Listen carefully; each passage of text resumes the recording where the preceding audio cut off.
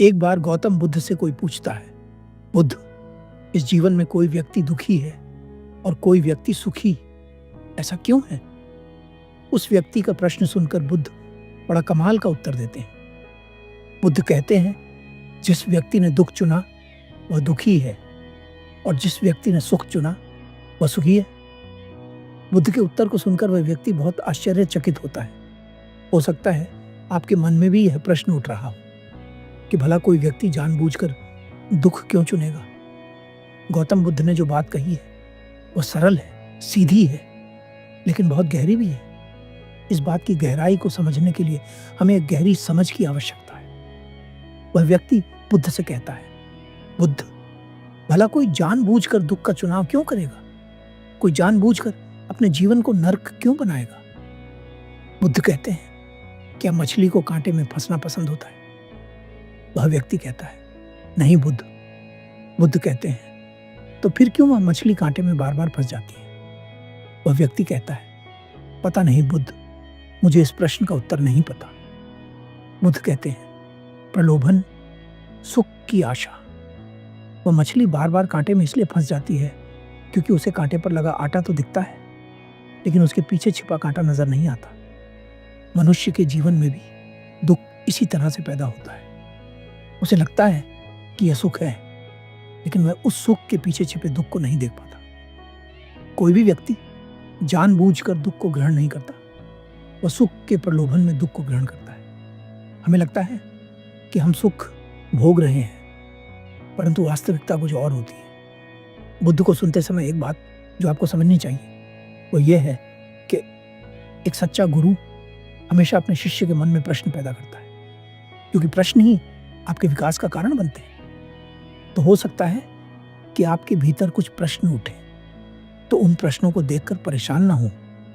अब एक बड़ी कमाल की घटना जो मैं आपको बताना चाहता हूं, इस घटना से आप बुद्ध की बात को और गहराई से समझ पाएंगे। एक बार एक व्यक्ति एक बौद्ध भिक्षु से पूछता है, मुनिवर, आप हर समय प्रसन्न कैसे रह पाते हैं? क्योंकि मैंने अपने जीवन में धनी से धनी लोग देखे हैं, यहाँ तक कि राजा भी कभी ना कभी दुख का सामना करते हैं, परंतु आपके पास ऐसी क्या चीज है जो आपको हमेशा प्रसन्न रखती है? वे बौद्ध भिक्षु कहते हैं, जब से मैं भिक्षु बना हूं तब से मेरा एक ही प्रयास है कि मैं अपनी ऊर्जा को ऊपर उठा सकूं, और मैं उसी प्रयास में लगा हुआ हूं। इसलिए मेरे भीतर प्रसन्नता और आनंद बढ़ रहा है। वह व्यक्ति पूछता है, परंतु जब ऊर्जा प्राकृतिक रूप से नीचे की ओर बह रही है तो उसे ऊपर की ओर क्यों उठाना है? भला प्रकृति के काम में बाधा क्यों डालनी है? वे बौद्ध भिक्षु पूछते हैं, क्या तुमने बहते हुए जल को देखा है? वह व्यक्ति कहता है, हाँ, मैंने देखा है। वे बौद्ध भिक्षु कहते हैं, तो तुमने ध्यान दिया होगा कि जल हमेशा नीचे की ओर बहता है, उसकी प्रकृति नीचे की ओर बहना है। क्या मैं सही कह रहा हूं? वह व्यक्ति कहता है, हाँ, यह सत्य है, जल की प्रकृति नीचे की ओर बहना होती है। वे भिक्षु कहते हैं, नहीं, जल की प्रकृति सिर्फ नीचे की ओर बहना नहीं होती। यह हम समझते हैं कि जल केवल नीचे बहता है, परंतु सच्चाई यह है कि रूपांतरण के कारण जल ऊपर की ओर भी बहता है। वह व्यक्ति पूछता है, परंतु कैसे मुनिवर? वे बौद्ध भिक्षु कहते हैं, भाप बनकर, चाहे पानी कितना भी गंदा क्यों ना हो, चाहे उसमें कितने भी बुरे पदार्थ क्यों ना मिले हो, परंतु जब वह गर्म होकर ऊपर की ओर बढ़ता है तो वह शुद्ध होने लगता है। ठीक उसी तरह तुम्हारी ऊर्जाएं भी जब ऊपर की ओर उठती हैं तो तुम्हारे भीतर भी शुद्धता का प्रकाश फैल जाता है। वे बौद्ध भिक्षु उस व्यक्ति से कहते हैं, किसी दूसरे को जबरदस्ती तुम्हारी ऊर्जा को ऊपर उठाने में कोई रुचि नहीं है। अगर तुम अपने जीवन में दुख महसूस कर रहे हो तो तुम्हारे पास विकल्प है। तुम चाहो तो ऊर्जा को ऊपर उठा सकते हो, क्योंकि जब ऊर्जा ऊपर उठती है तो सभी दुखों की समाप्ति शुरू हो जाती है। एक जानवर की ऊर्जा कभी भी ऊपर की ओर नहीं उठती और न ही वह उठा सकता है, परंतु मनुष्य के पास विकल्प है।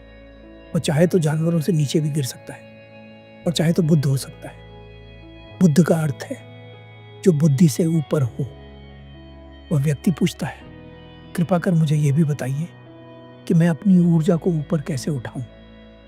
वे बौद्ध भिक्षु कहते हैं, ध्यान करके, अपनी इंद्रियों पर नियंत्रण करके, शारीरिक तप करके, मानसिक तप करके, जब तुम अपनी इंद्रियों पर नियंत्रण लाते हो तो तुम्हारी ऊर्जा का ऊपर उठना प्रारंभ हो जाता है। और जैसे ही ऊर्जा ऊपर उठना शुरू होती है तो जीवन में आनंद पैदा होने लगता है।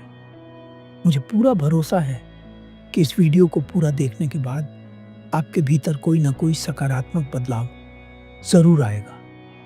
धन्यवाद।